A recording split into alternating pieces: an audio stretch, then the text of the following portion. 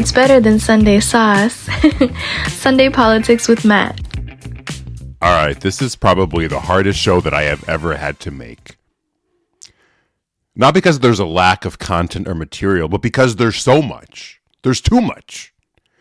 Day after day, hour after hour, minute after minute, there is something new and exciting and great, honestly, about what is going on in the political realm today that I had the hardest time ever coming up with what in the world do I talk about today for a 10 or so minute show.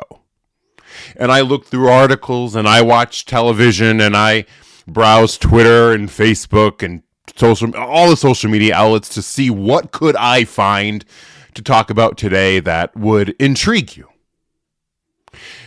Donald Trump has been on such an offensive display that there's so much that could be covered, and it would just take way too much time. The show would never end.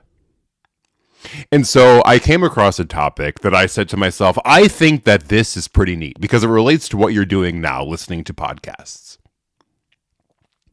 I'm going to read to you for the episode today a thread from Twitter. I still won't call it X, from Twitter, from an account. His first name is Jeremy, and his last name is, I would believe, Boisinot, Boissinot, and he made a thread on Donald Trump's son, Barron, and the role that Barron Trump played in the 2024 election. If you want to read this tweet, it's at that little at sign, Jeremy, BSSNT.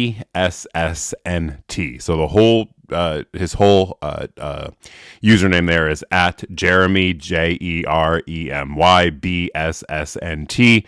And I just want to read this to you because I thought it was absolutely fascinating, the points that this man makes about the role of Barron Trump in the campaign. So Jeremy writes, the establishment's worst nightmare isn't Donald Trump. It's his teenage son. With one decision, he sent the mainstream media scrambling. Here is how an 18-year-old just outsmarted every political expert. In 2024, something unprecedented happened in political media.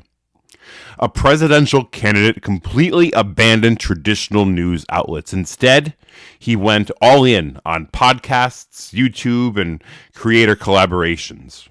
The mastermind behind this shift, why his 18-year-old son, Barron. But here's where it gets fascinating. Barron Trump understood something crucial about Generation Z. 63% of them prefer to see real people rather than polished media personalities. They trust long-form conversations over sound bites, and they could spot inauthenticity from a mile away. The strategy by Barron was radical, but simple. 1. Skip traditional media interviews. 2. Focus on 3-hour podcast conversations. 3. Let personalities emerge naturally. And 4. Embrace unscripted moments. Traditional political advisors were horrified, but something incredible happened. The numbers actually speak for themselves. Podcast appearances got 10 times more engagement than TV interviews. YouTube clips went viral organically. Creator collaborations reach audiences that traditional media couldn't touch, but the real genius was what came next. While most political campaigns focused on polished TV ads, Barron pushed for 1. Behind-the-scenes content. 2. Raw, unfiltered moments. 3. Direct creator partnerships. And 4. Platform native content. The old guard said it would never work. But then, the strategy started transforming social media. Young voters engaged in unprecedented numbers.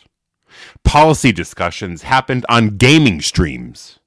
Meme culture became a legitimate campaign tool.